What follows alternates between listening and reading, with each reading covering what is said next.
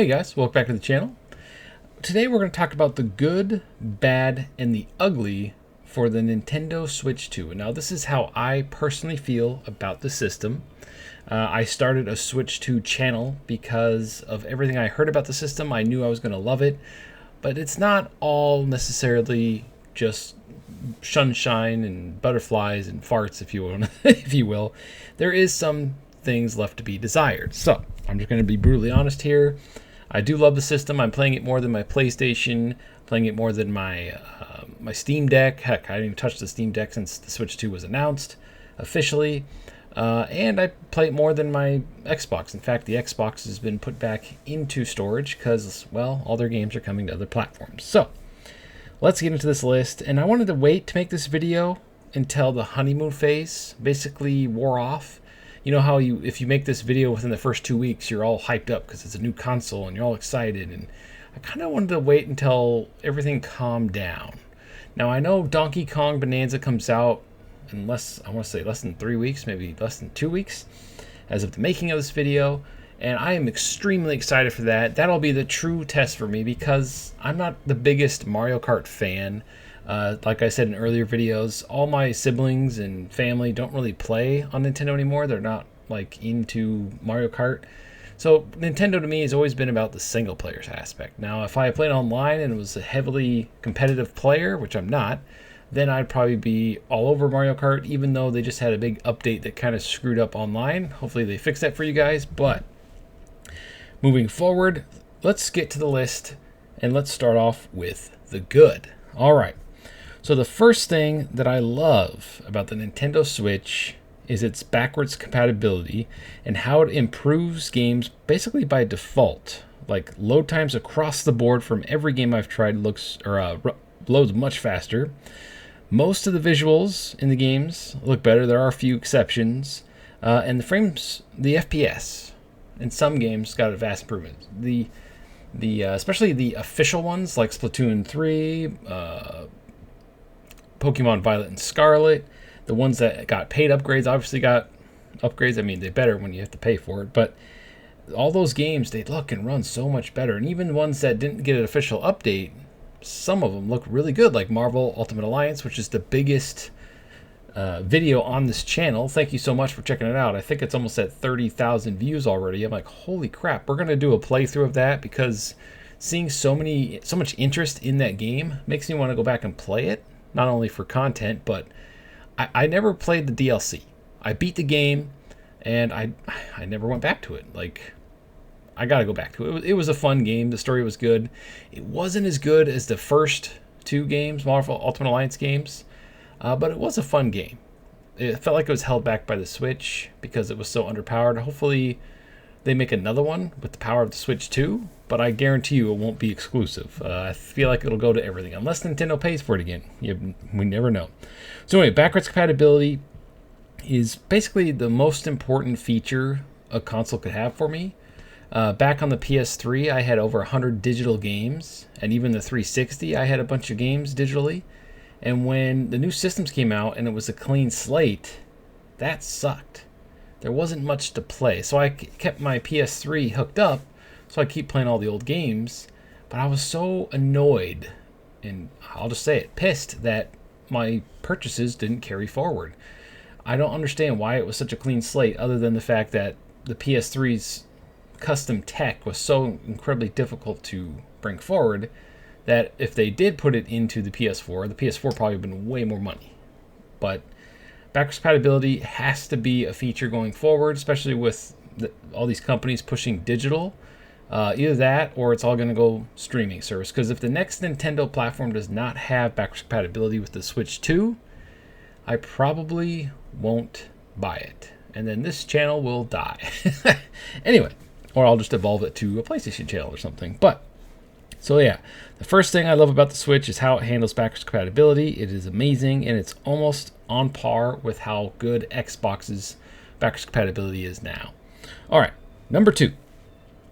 Feels great to hold in handheld mode. Now, the original Switch was really tiny for me, and those Joy-Cons, it always slid out of my hand. I almost dropped it a few times. I had to ended up buying those Hori gamepad controllers because it felt like an actual, you can hold it in your hands much better because I got big hands.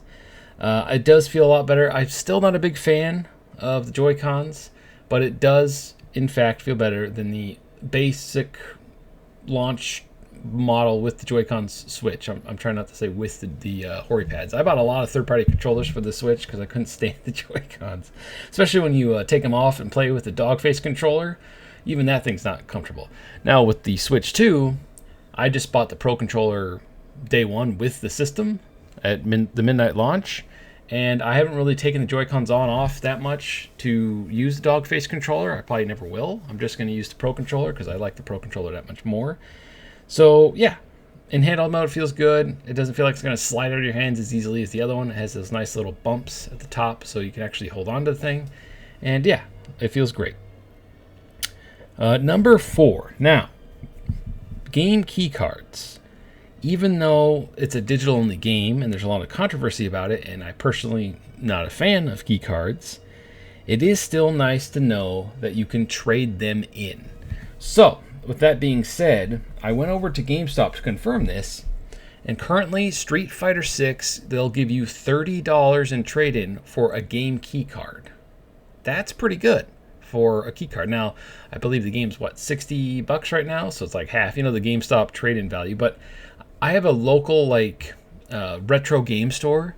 I kind of want to go to them and see if they'll accept trades of key cards, because they might not, because of how the key cards are. But GameStop currently accepts game key cards, so there is a resale value. Now, for me personally, I don't trade in my games anymore. I used to when I had my first couple jobs, because it's hard. Games are expensive. It's hard to keep buying all these games that come out. So I did trade in games a lot, and I regret it now because there's some really good games I wish I kept, and now they're way too expensive, especially GameCube and PS2 games, because they're out of circulation, so it's really hard to get them. Like one of the ones I traded in, and I kick myself every day for this, every time I think about it anyway, and that's Def Jam Fight for New York.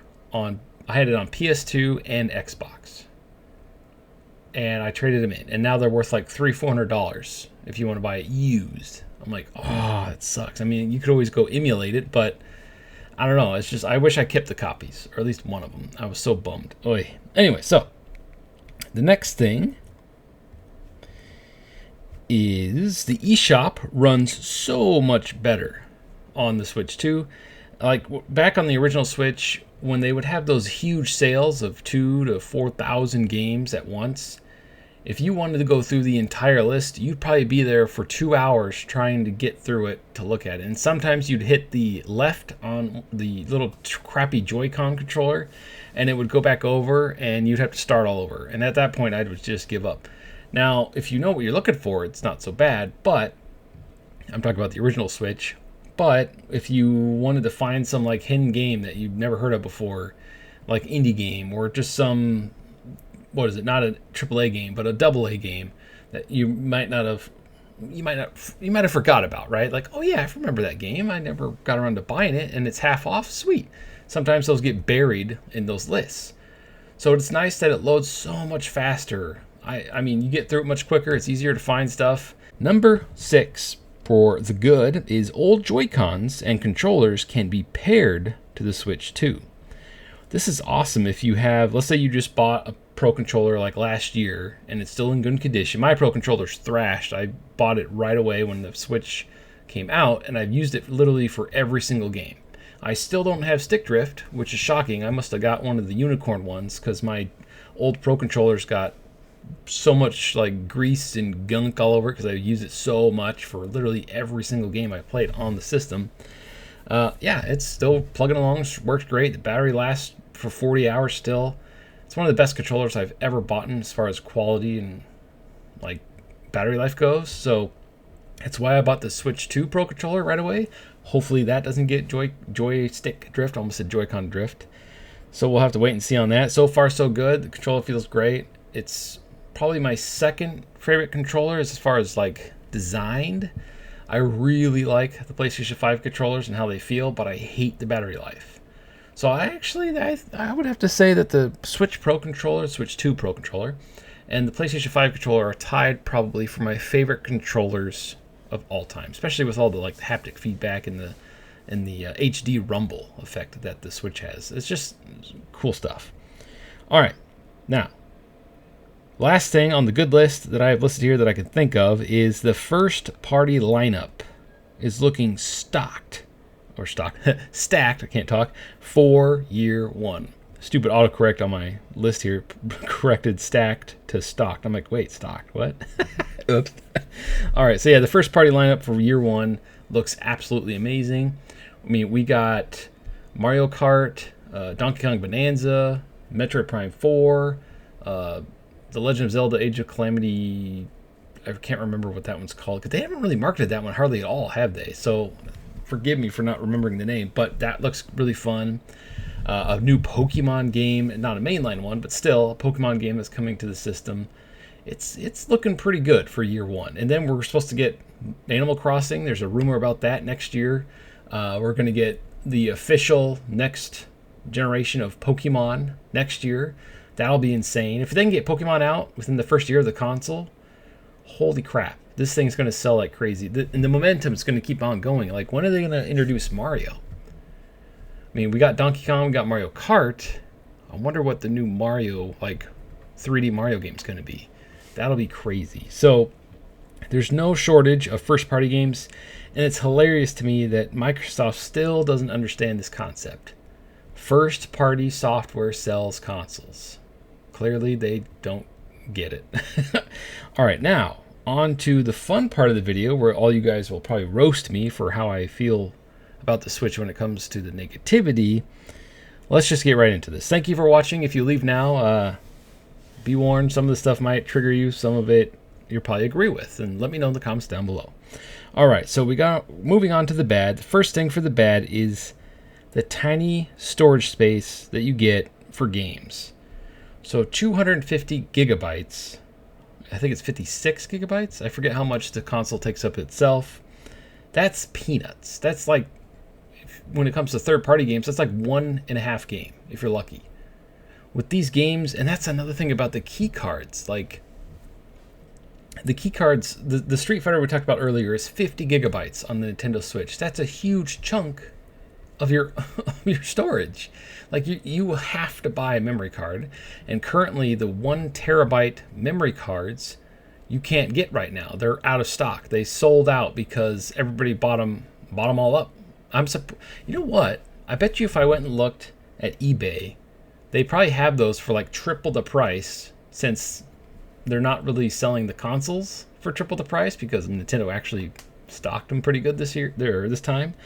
So yeah, the tiny storage is a huge issue for me, especially since I don't like having to delete and re-download games. Let's say on a whim you go on a big trip and you want to play a game. Oh, well, you didn't have space for it, so you had to delete it off the drive, and now you have to wait till you get to your internet connection somewhere, and you can't really do that on the go. Well, if you have a hotspot on your phone, you could, but then there'd be terrible internet. Anyway, it's just the keycard situation is bad. Like, it's really bad.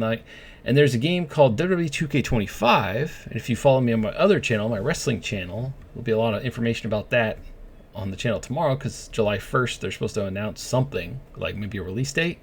I'll laugh if it's a shadow drop. I guarantee you that'll be on the game keycard. That's not going to be on the cartridge itself. There's no way.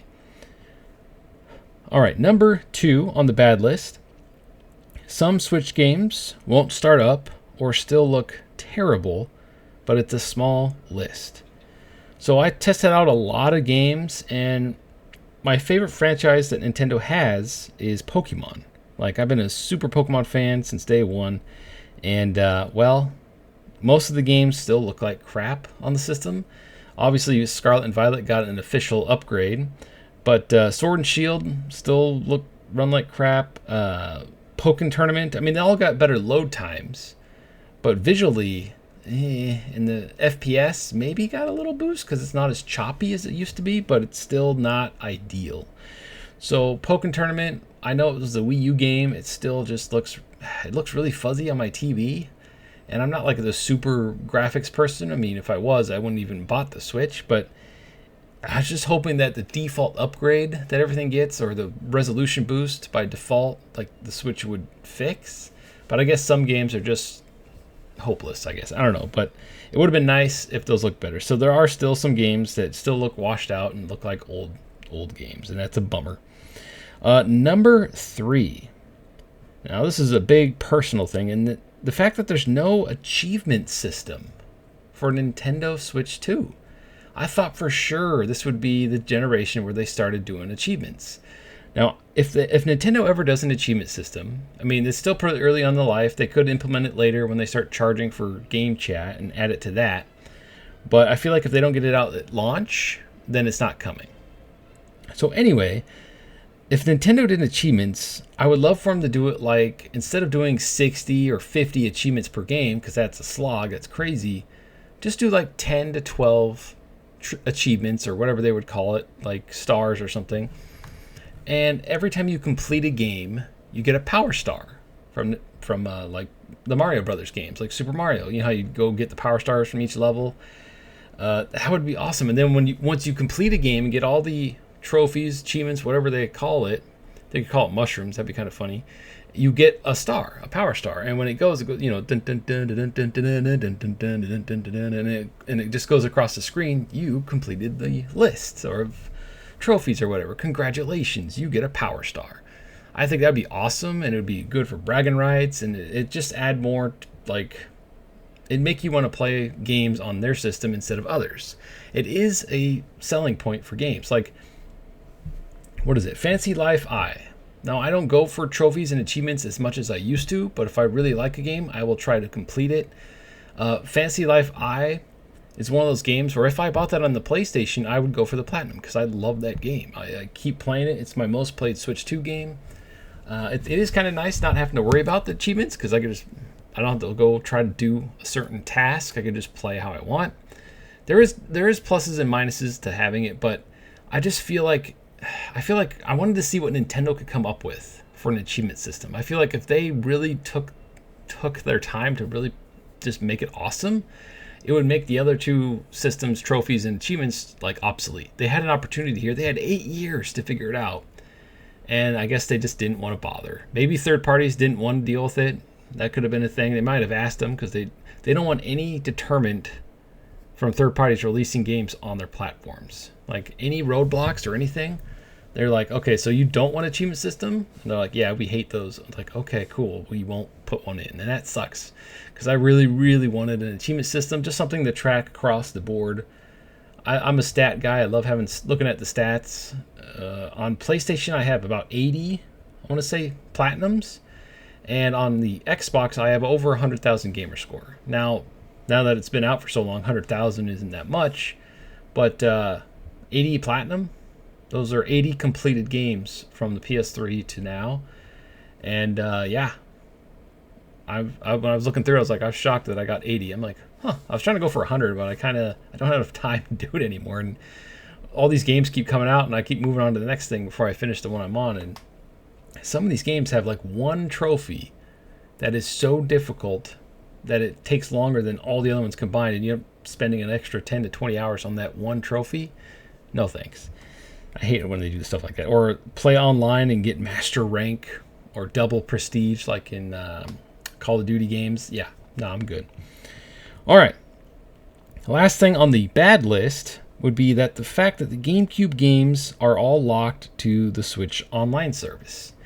That really sucks. I was really hoping I could buy F-Zero physically on a cartridge because it's never been re-released before, at least not on... I don't think it's ever been released on a virtual console either, has it? It's always been up to the N64. It's never been GameCube games. Of course, they've re-released the Zelda Wind Waker. They've re-released the other Zelda games. For some reason, I'm having a brain fart here. They've re-released some of their first-party games, but they've never really released F-Zero. And that sucks. It's such a great game. I was really hoping that it would get like the full Switch 2 treatment, fully upgraded. I mean, it did get quite a few upgrades via the Switch Online app, but I was really hoping it was be on a cartridge and be on the shelf at a store so I can collect it on my shelf and add it to my old copy. I still have the old GameCube copy literally right behind me in my videos. To me, it's the greatest racing game of all time, and it sucks. It's been over 20 years, and we've never got another one. I mean, that one is going to be very hard to top. They could literally just do a remaster. I mean, there's kind of no point now because it's on the Switch Online and it looks phenomenal still because the graphics in that, even back then, were amazing and they still hold up. I would love a sequel to that game, but I don't think it's ever going to happen.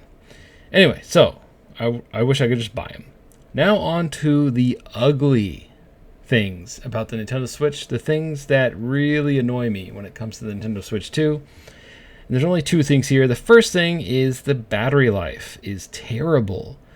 It's not as bad as the Steam Deck, and I know that the Switch is a powerful little system and it's going to burn the battery quick, and each game is a little different. But on, Fantasy Life I get about 4 hours of battery life, if I'm lucky, maybe 3.5. It depends on how much brightness I have on. I have it on if you click on it, it's just the automatic brightness setting, so it dims it a little bit to make the battery try to last a little longer. But yeah, this is, like, if you go on a trip or something, you better make sure you have a card charger or battery bank to really power the system. Otherwise, yeah, you're not going to make the trip, especially if you go on long trips. I got a trip up to Seattle, which is about 4 or 5 hours away from where I'm at the end of July, and I already bought like a car charger and everything, so I'm a little bummed that it's not going to last. The old Switch that I have, which is the first revision, I would get about 7 to 8 hours out of that thing, no matter what the game was. So I know when they get the revision with an OLED screen and all that stuff, they'll probably have better battery life and all that stuff worked out. Until then, be warned, the launch Switch battery life is not that great, but it's a little better than the Steam Deck, because the Steam Deck, oh man, one of the reasons why I stopped using the Steam Deck, and I still have it, it's literally sitting right next to the Switch 2 right here. One of the reasons why I stopped using it is because the battery dies so fast. Like, I barely get 2 to 3 hours out of that thing, and that's on any game. It's not just the big games. Like, I don't know, I mean, even if you put it in sleep mode, the thing just dies, like, instantly. So hopefully with the Steam Deck 2, they figure out the battery situation, because that's my biggest annoyance with the Steam Deck, and it's ultimately why I stopped using it, because I'd put it in sleep mode and it would die in sleep mode, and I'd lose progress in games because the thing would die so incredibly fast. All right, the last thing on this entire list, and it's the second thing for the ugly things that annoy me about the Switch, is almost all the physical games are game key cards. It looks like this is probably going to be an issue for the entire generation of the system, because those cartridges, those 64 gigabyte cartridges, cost so much. Third parties don't want to shell out the money. Otherwise, they'll have to charge probably the $80 for their games, while they'll be cheaper on PlayStation and obviously Xbox. So that is going to be an interesting thing to see how it plays out for this generation. The keycard situation. If a game is only on a keycard, I'll probably wait for a sale and just buy it digitally. Why would I waste money on a keycard? I mean, if it keeps the costs down of those games digitally, well, I guess there's that. And you can trade them in, but then again, if you don't trade in games, it just seems kind of pointless. So hopefully they'll figure that out as the generation goes on. Currently, not a fan. So there you have it. There is the good, the bad, and the ugly that how I personally feel about the Switch 2.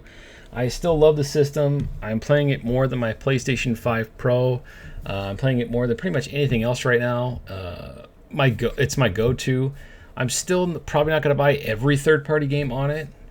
Like, I'll probably still buy some third-party games on my PlayStation. That's where I used to game mostly. But I love the ability to just take your system and play anywhere. If you gotta edit a video, you can play it while the video is rendering. Like this video, I'll be playing Fantasy Life while I wait for it to render and finish. If you gotta take a crap, you can go keep playing your game. You don't have to pause it and then go leave. Although I don't bring the Switch into the crapper because I just don't want to drop it in the toilet or anything. If you gotta go on a big trip, it's great. You can keep playing. It's just a great little system, and I really hope the industry going forward becomes a hybrid console industry, because I feel like that's the future. Not a big box stuck under your TV, but a system you can literally plug into your TV seamlessly, take it with you, play online, do whatever, basically like a phone. Nintendo is like right there with game console being on the level of a phone, I would say, because you can literally Take it with you anywhere. Plug it into the TV. Do so much stuff with it. And that's awesome. Anyway, thank you for watching. Let me know your pet peeves. What do you love and hate about the Nintendo Switch 2? And as always, stay frosty.